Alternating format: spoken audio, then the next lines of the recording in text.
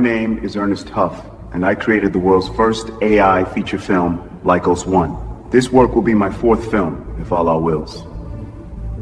I have been known by many names such as E-Money, aka Earn Money, aka E-Moneybags, aka Ernie Banks, aka E. Also known as the Builder of Worlds.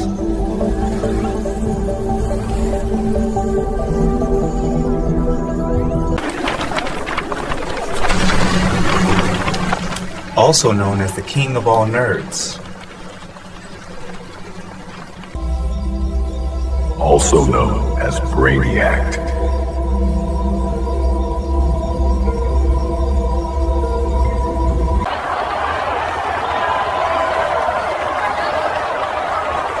Also known as the Architect, Howard Roark.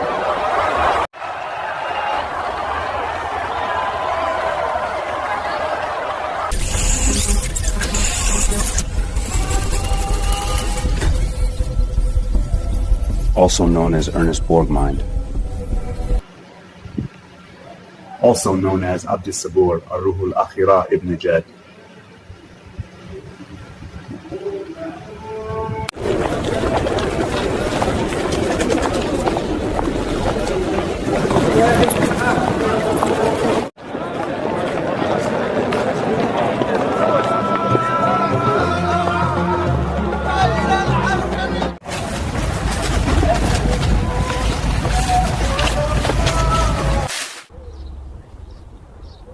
You came all of this way to ask a question that you already know the answer to. Yes, your art, your films are haram. Allah forbids the depiction of His creation in this manner. Even this name you go by, Builder of Worlds, safeguard yourself, akhi. I knew that the sheikhs meant well and were giving me advice in accordance with the Quran and Sunnah. My intentions in using my gifts were to free myself and other people like me who were in bondage.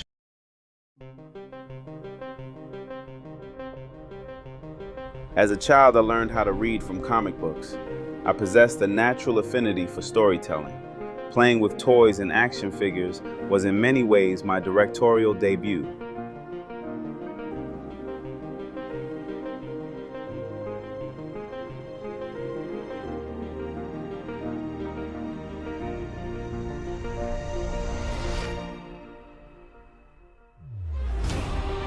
My best friend and I would watch movies and analyze them like Siskel and Ebert.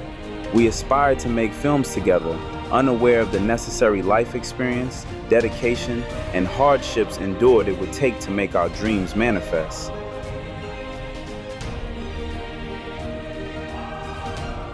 Hip-hop, from my initial exposure to the culture and art form, played a major role in shaping my values and the art that I aspired to share with the world.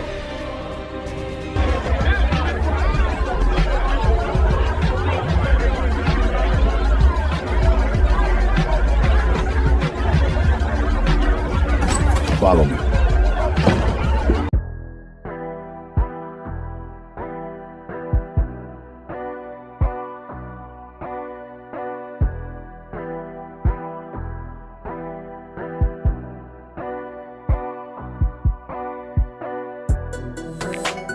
During the late 80s and early 90s, there was a trend that was an integral part of hip-hop, where young people were becoming more politically and socially conscious.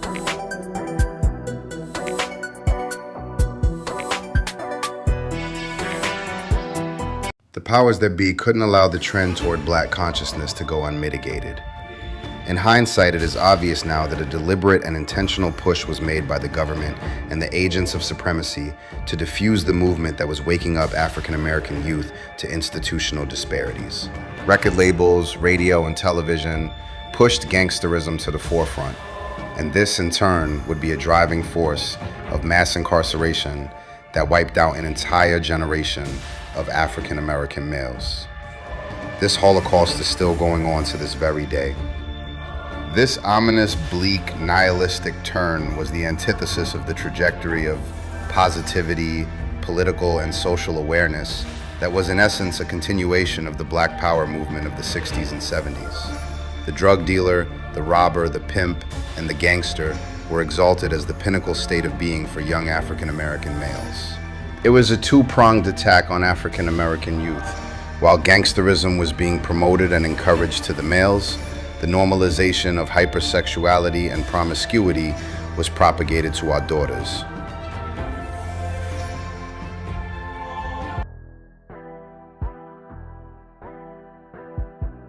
The part of my origin story that people seem to be the most intrigued by are the circumstances surrounding my erroneous, unjust conviction. So I'll take some time right now to shed some light on this matter. This is the neighborhood in Gwinnett County where I sold weed, and in 2012, it was here that a triple homicide would occur that I would end up taking the fall for. Selling marijuana on a street level in the 90s and 2000s was a hazardous endeavor where I found myself surrounded by wolves. In order to not be consumed myself, I tolerated behaviors from my associates that would inevitably lead to my incarceration.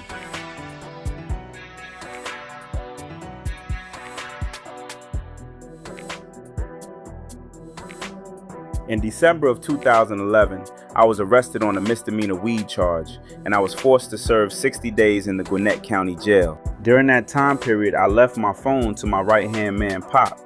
So during those 60 days of my incarceration in the Gwinnett County Jail, from the beginning of December to February 10th, Pop served my customers, treating my phone like his own. During this time period, two of the young homies from Cali that lived in the neighborhood brought a kid that they met in juvenile into the neighborhood. This little kid went on a spree of burglarizing the homes in the neighborhood, breaking into cars and sleeping in and vandalizing vacant apartments. My principal business at the time was selling weed. I left the rest of the harder drugs to be dealt with independently by my associates. Pop had arranged a coke deal on my phone while I was in the county jail. Up until that point, it had served me well not to inquire about the nature of Pop's deals, as I knew most of the time it was straight up business, but sometimes he would engage in what I call wolf behavior. Pop had asked to borrow my phone for his deal on February 29th. Pop had also worked it out with my brother to borrow his AK-47 as well, just in case. I didn't think anything of it because up until that point, neither me nor Pop had been involved in any violence. My job, my role in all of this was to get my brother's AK-47 back to him after Pop completed his deal. I had only been to this particular apartment one time about a year earlier. I had no idea that this apartment was where the juvenile delinquent who was running amok in the neighborhood was using as his base of operations. When we entered, I saw a mangled blind on the floor and I placed it in the window. This moment was about 5 to 7 hours before a triple homicide would occur in this location.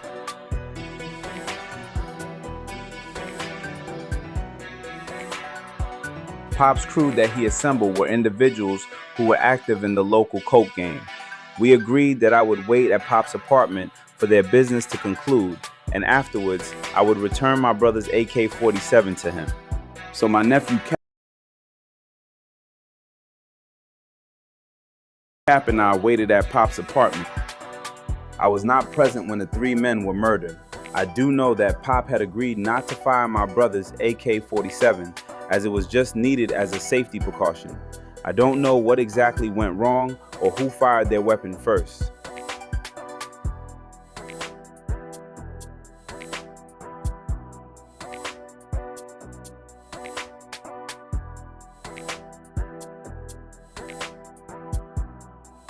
When Pop burst into the apartment out of breath, I knew something had gone wrong.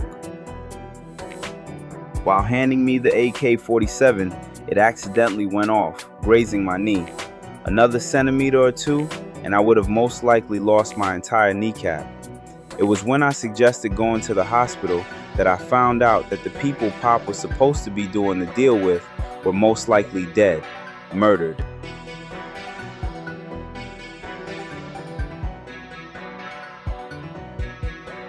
A week or two goes by, and the kid from juvenile who had been breaking into homes and cars in the neighborhood was caught by the police. He was asked by the police what did he know about the other burglaries that had occurred recently in the neighborhood, and his response was that he didn't know about the burglaries, but he said that he did know about a murder that E Money did. He told the police that the building where the murders occurred was called E's Bando, even though no one else in the neighborhood ever called it that, nor did I ever conduct any of my weed business there. I was arrested at my girlfriend's apartment in Clarkston 30 days after the triple homicide occurred. My brother kept a lock on the door to his bedroom that only he had the key for. Close to $10,000 was found in the top drawer of my brother's dresser. The money was his cut of whatever cash they split up on February 29th, given to him by Pop, and I found out later that Pop refused to return the AK-47 after the triple homicide, I guess out of fear that it would link him to the triple homicide. My brother also pretended to not know that his AK-47 was missing 30 days after the triple homicide and even after receiving the funds from the triple homicide. This guy fled to Kentucky immediately after the triple homicide and was arrested in Kentucky about a month and a half later and extradited back to Gwinnett County. Pop was picked up and interrogated, and he actually admitted to the investigators that it was him that was seen running in between the buildings by a witness after gunshots were heard. Pop was released, and 2 months later, he was arrested for a home invasion in Duluth that resulted in a man being shot and killed, and his wife and 8-year-old daughter being shot and wounded.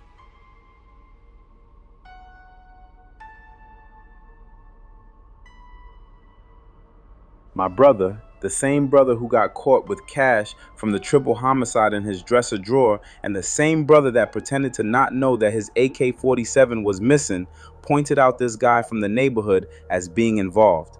He had only been out of prison for a couple of weeks before February 29th. The same guy, while in the county jail, shared the details of his involvement with another inmate. That inmate went to the district attorney in order to get himself a deal. I knew that the informant had actually heard first-hand information when he told the district attorney about the wound to my leg that I got after the triple homicide, when Pop returned to his apartment with the AK-47. The district attorney knew that I wasn't the shooter and offered me 15 years in prison to testify. What the district attorney was offering me was a death sentence. I didn't fancy the idea of dodging knives for 15 years when I hadn't killed anyone. After the jury was picked, I turned to my lawyer and said, "Seems like a pretty fair process, right?" And his response was, No! The game is rigged, man! The sole witness who said that she heard about 7 gunshots in between 4 p.m. and 5:30 p.m. on February 29, 2012, when asked did she recognize me as the individual seen running in between the buildings, response was that she had never seen me in her life. These are the investigator's notes of the detective's interview with the sole witness. These are facts that I urged my lawyer to highlight that I believe would have freed me. She described the individual running in between the buildings as, in her words, definitely not skinny, medium to heavy build, and light-skinned with hazel eyes. It is a district attorney's job to have reviewed all of this evidence, and she had. However, the district attorney chose to lie in open court. The district attorney lied and said in open court that she didn't know where I got the description of light-skinned with hazel eyes from. My lawyer told me that it was good enough that the witness said that she didn't recognize me, but it wasn't good enough. If my lawyer would have merely played the witness's original interview, the district attorney would have been proven to be a liar in open court that day.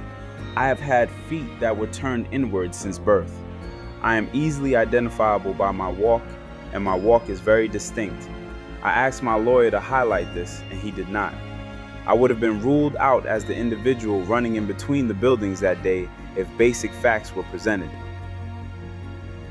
District Attorney was giving get-out-of-jail free passes to anyone and everyone that was willing to testify against me. I learned that the truth doesn't matter in trial. It's all about who puts on the better show. Because I had the gall to turn down their offer and take them to trial, they were determined to make an example of me. Why would this guy, who was known to shoot up the neighborhood immediately after the triple homicide, flee to Kentucky if he wasn't involved? The kicker is that he was alibied by a man that he admitted to have frequently snorted cocaine with. Right before my trial, Pop's girlfriend was arrested for possession of methamphetamine and ecstasy. The district attorney dropped her charges in exchange for her testimony that she saw me with a gun on February 29th. She didn't mention that I was already waiting at Pop's apartment and that Pop handed me the gun. And she didn't mention that it accidentally went off and grazed my knee. Right before my trial, the kid from juvenile got locked up after robbing a local breakfast spot at gunpoint. The district attorney allowed him to use the made-up story about me for a second time in exchange for his armed robbery and aggravated assault charges being dropped. It is truly amazing how God works, because right after lying on me in my trial in order to get his armed robbery charges dropped, he developed a stage 4 cancerous tumor on his neck that was too close to his carotid artery to operate on.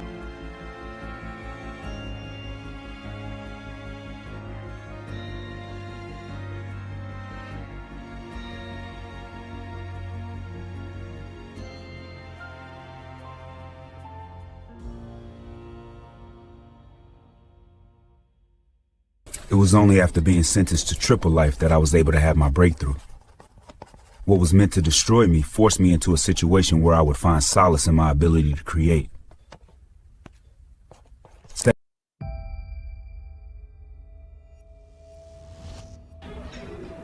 But what if the fact that civilization on Earth began in Africa was never suppressed and hidden? What if the libraries containing documentation of our greatness were never destroyed?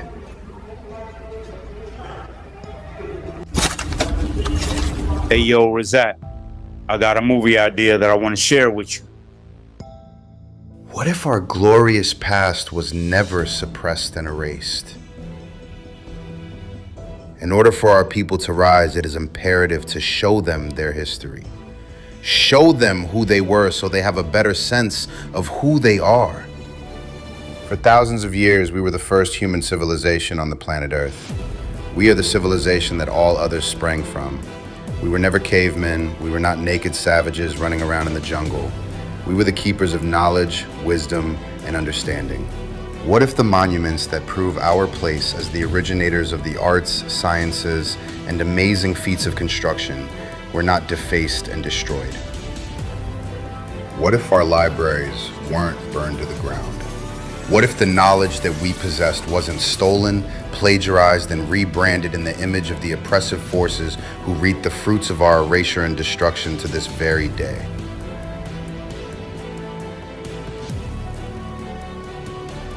What if people knew that the first academies dedicated to martial arts existed in Africa thousands of years before we would later expand teaching and building martial arts temples in Asia? There were a multitude of martial arts schools and academies teaching various styles at a time when the dark-skinned people were the only people on the planet Earth. What if those fighting styles were never eradicated by the individuals who are purveyors of malignant hatred towards our people?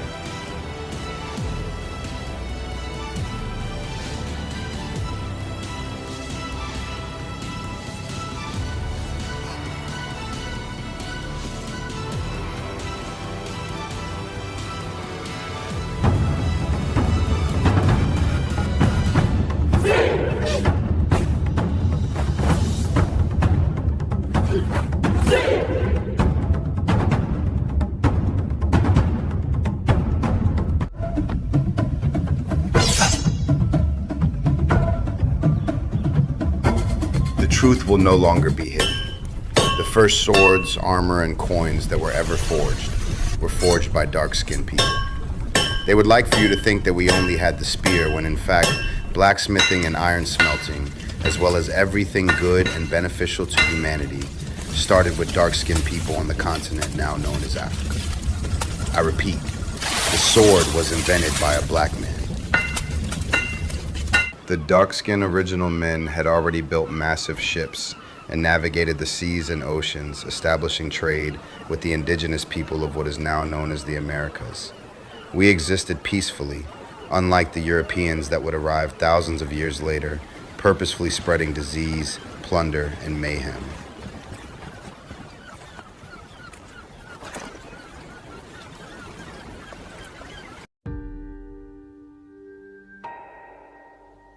At some point in our ancient past, close to 2,500 years ago, a decision was made to civilize the savages in the desolate wastelands beyond the Caucasus Mountains.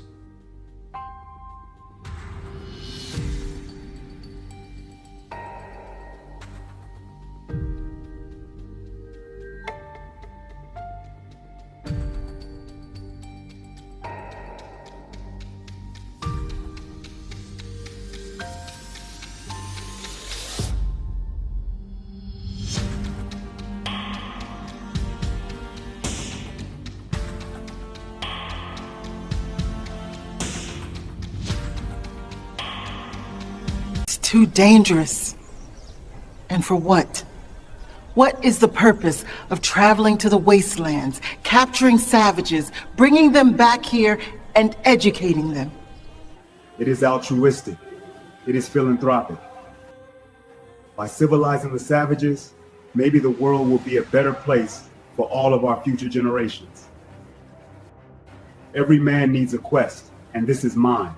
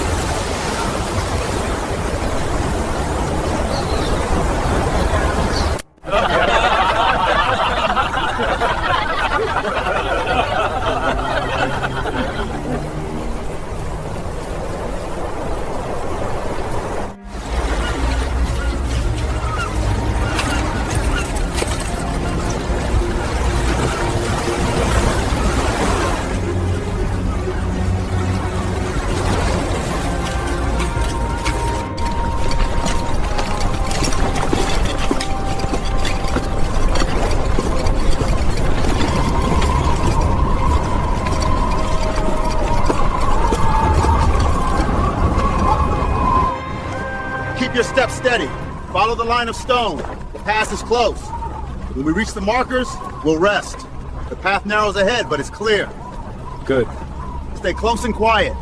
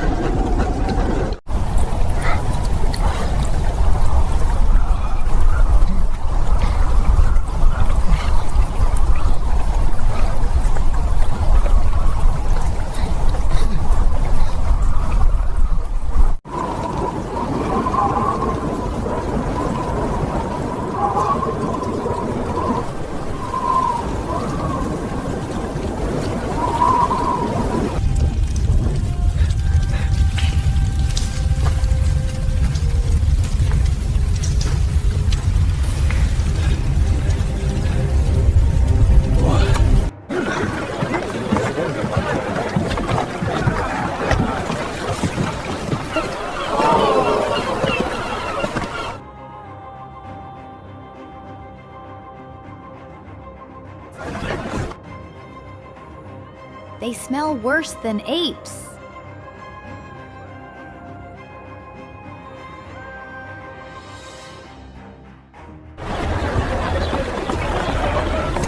Ugh, they stink. They smell like wet dogs. They smell wretched. Get them washed and scrubbed clean before you bring them to the palace. At once, Majesty.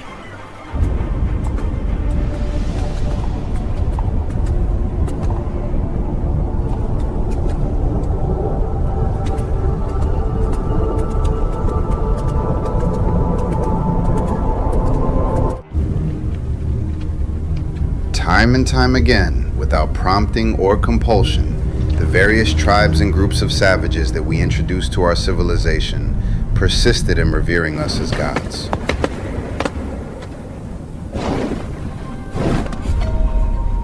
You're gods.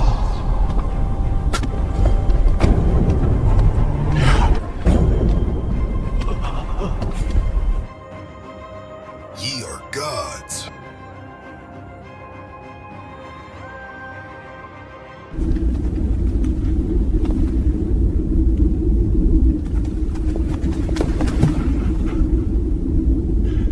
Ye are gods.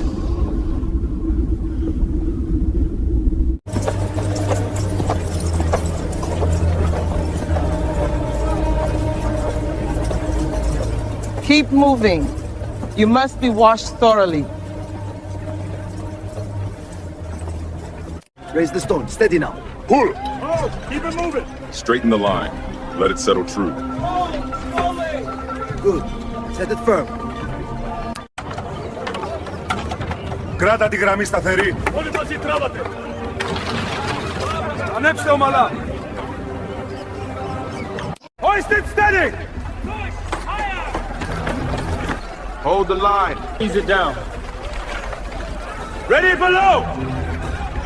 Once the largest structure on the face of the planet Earth, the Wall of Benin was so massive in proportions that it dwarfed the Great Wall of China. Total network length, approximately 10,000 miles, 16,000 kilometers, when including all outer earthworks and connecting boundaries across the Benin Kingdom. Inner city walls, Benin City, roughly 7 to 10 miles, 11 to 16 kilometers in circumference. Moats/ditches, often deeper than the walls were tall. Excavated earth was piled inward to form ramparts. And if you still are in doubt, LiDAR has proven that this massive marvel did exist.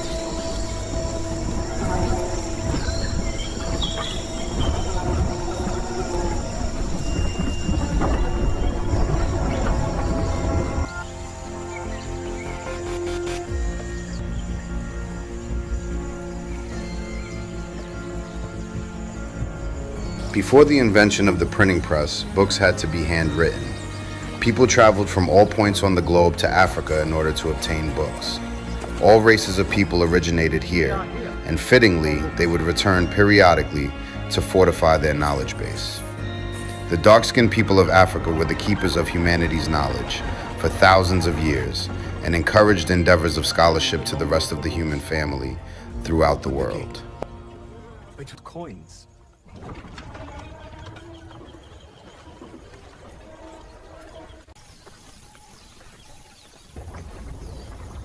We have journeyed a long way for books.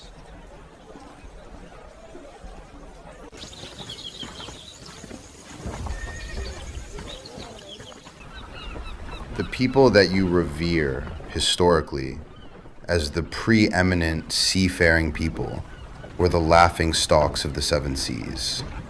Brown people ruled the land and sea and taught the shipbuilding and seafaring arts to the Nordic people that you know as Vikings.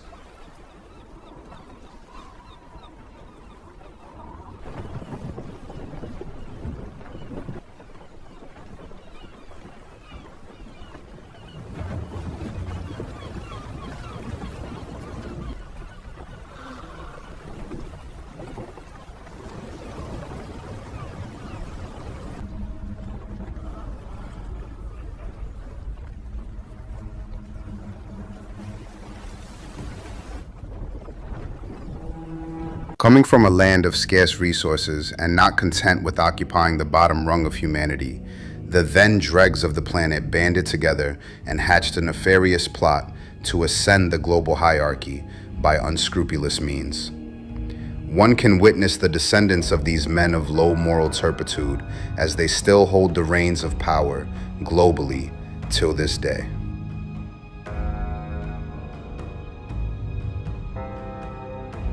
The play was a classic divide and conquer plot, but scaled to a level never before seen in history. African tribes were divided by language, often in a small geographic area. Thousands of dialects existed simultaneously. Many warrior cultures shunned using early firearm technology, so up until that point, muskets, matchlocks, and rifles weren't mass-produced. The Europeans used this information to their advantage and turned tribe against tribe in a Machiavellian plot, which resulted in the greatest crime against humanity in history.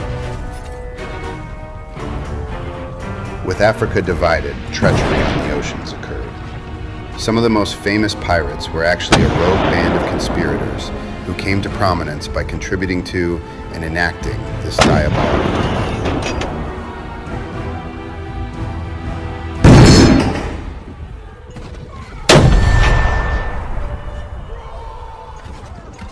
This plot was nearly 1,000 years in the making. The heads of this plot are still in power till this day. The Roman Catholic Church and a group of European Ashkenazi Jews who, irregardless of their genetic makeup or factual lineage, decided one day that they were God's chosen people.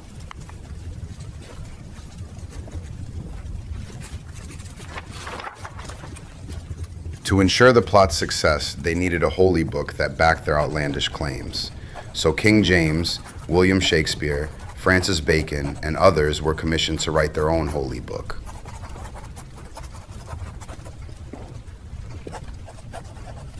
It should say that God promised all of the Holy Lands to the children of Israel. Aye, Your Majesty.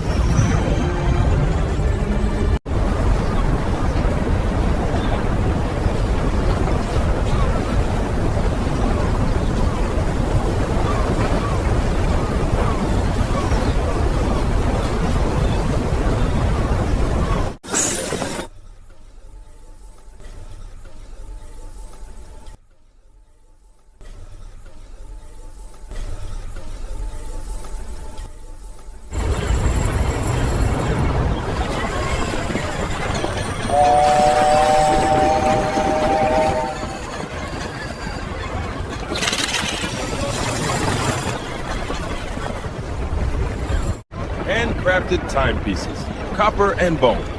Take a look, friend. Signal's green. Hear that hawk hiss? Thing's alive, I swear.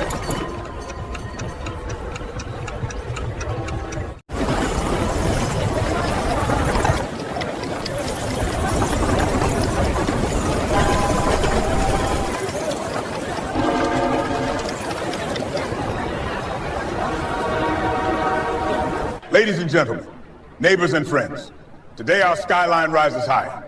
Before us stands the Ether Spire, the culmination of years of planning and painstaking craft.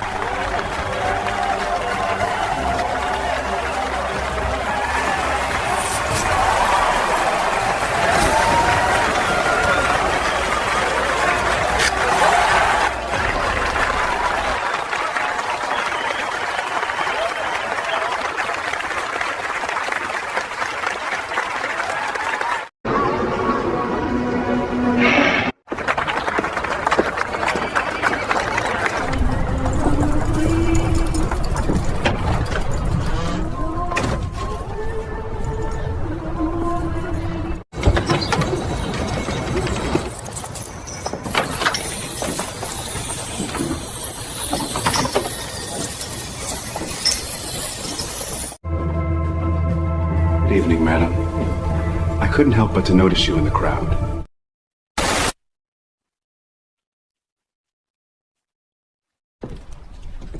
Where do I know you from? Who are you?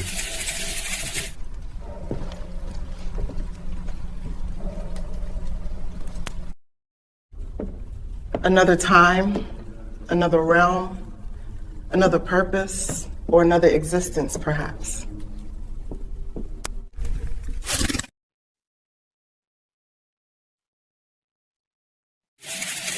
Very abstract. What should I call you? What's your name? Consider me a guide. I have summoned you here for a purpose. I built this city. No one summons the architect. Then it pleases me to be the first. You sound a little off. If If you have summoned me here for a purpose, humor me. What purpose have I been summoned for? There is a rift in our timeline. A rift that is undetectable to those not gifted or trained. Mr. Architect, or some other version of yourself, are the cause of this spatial disturbance, this rift in time. A version of me? Yes. There are versions of you that are so prolific that this city you have built pales in comparison. Like a petri dish compared to a rainforest.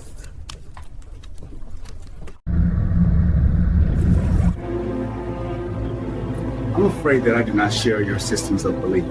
They are realities, and I already assessed by your disposition that I would have to show you in order for you to believe. There are subtle differences in the fabric of our realities that are occurring the closer I am in proximity to you.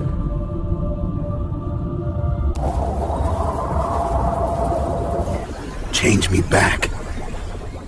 As you see, Mr. Architect, reality isn't constrained by belief. And you will be returned to the form you are familiar with after I show you what I have summoned you here to see. Why have you brought me here? To show you this, the most prolific version of yourself.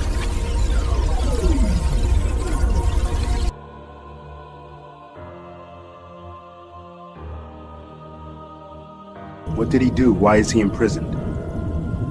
He was falsely accused and convicted. In his world, court proceedings are mere theater, biased against entire segments of the population.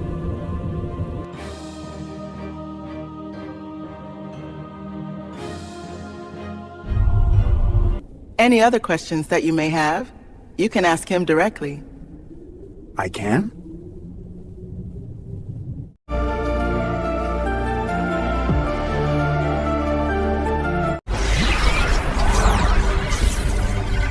My work is done here. I'm going to leave you gentlemen to your own devices. I know that you have a lot to discuss.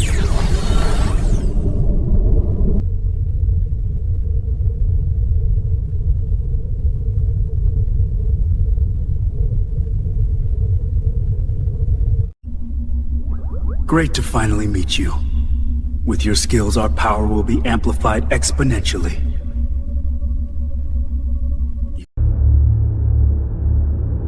I don't understand what's going on. And you said our. Who else are you referring to?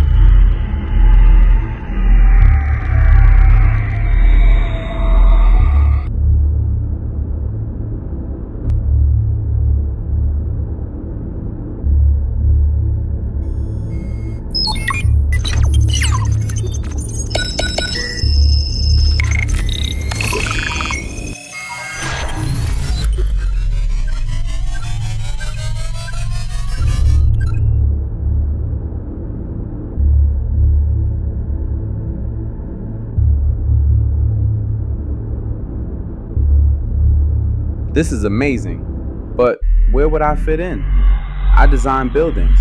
I can't fathom what it would take to build planets. Your presence increases the overall power of this collective exponentially. What we do here is more than just world building. Allow me to show you what we're up against. Our world! We have a plane going down. I'm sending the coordinates now.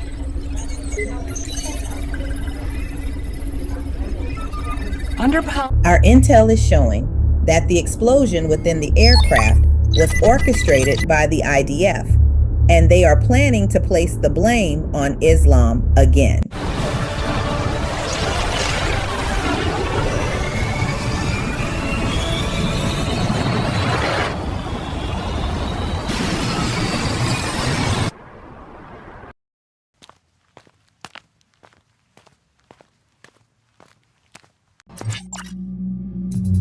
The Ashkenazis, posing as Israelis, have renewed their attacks on innocent civilians along the Gaza Strip. Isn't it ironic that the Ashkenazis turned out to be the real Nazis all along? I'm on my way.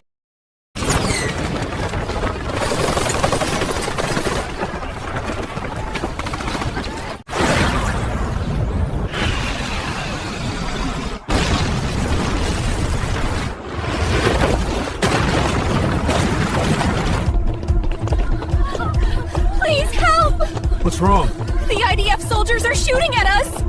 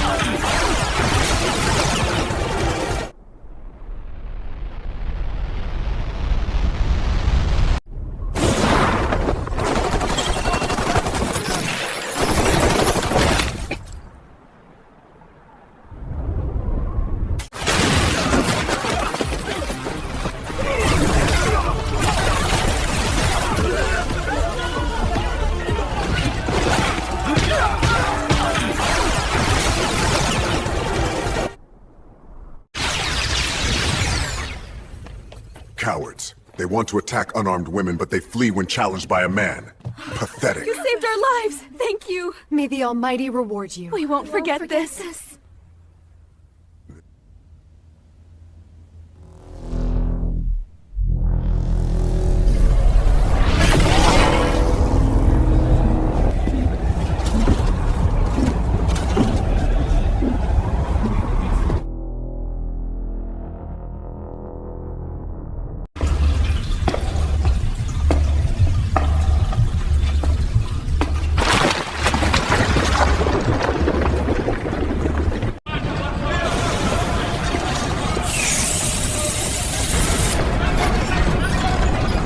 We must harvest more of this Goyim flesh for the feast tonight. Pick up the pace, or we're not going to meet the quota for our shift.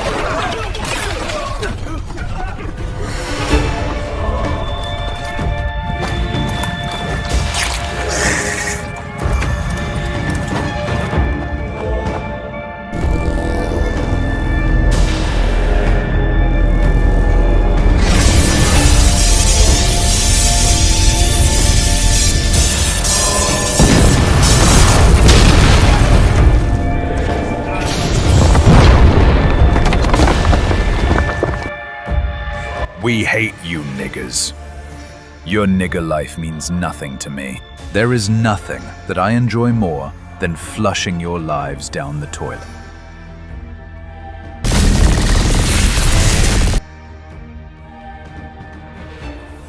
No, please, don't!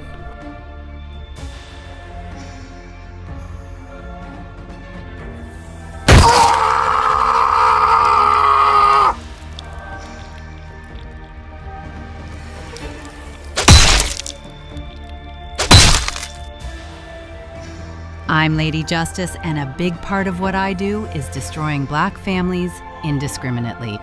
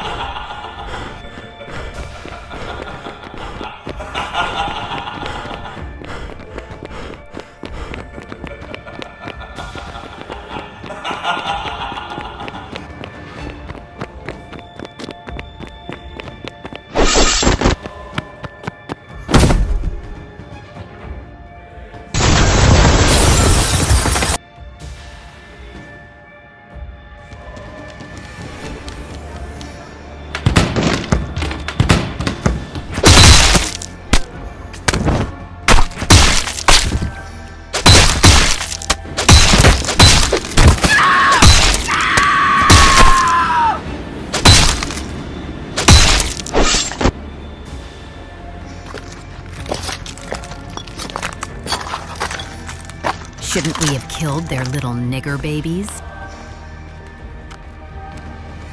No, we will poison their food and miseducate them first. Then we will kill them. It's more profitable that way. Maybe if professional athletes realize their impact and the role American professional athletics plays in the perpetuation of the desensitization to blatant evil that is the United States government's chief export.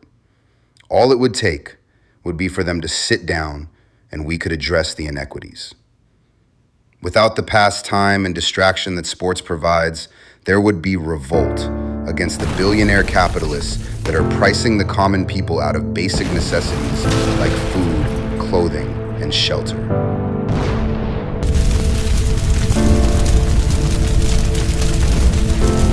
Together we can build something better than this current broken system that benefits the few at the expense of the majority. They have been showing us their worst for 400 plus years. Enough is enough.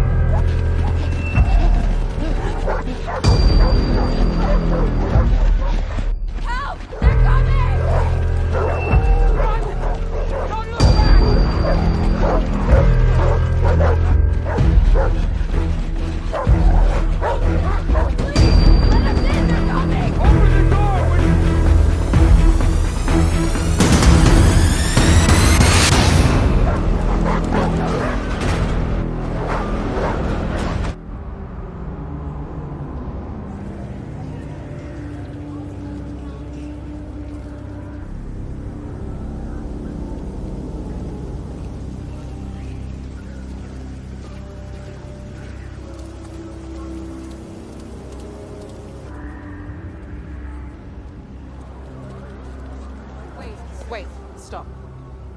These two look familiar. I know you two. You destroyed innumerable black lives indiscriminately. No. You are mistaken. You've got it all wrong. So you really don't remember me? Allow me to refresh your memories. I worked in the Fulton County District Attorney's Office. And I witnessed your evil firsthand. Seize them, and take them to the town square to face judgment.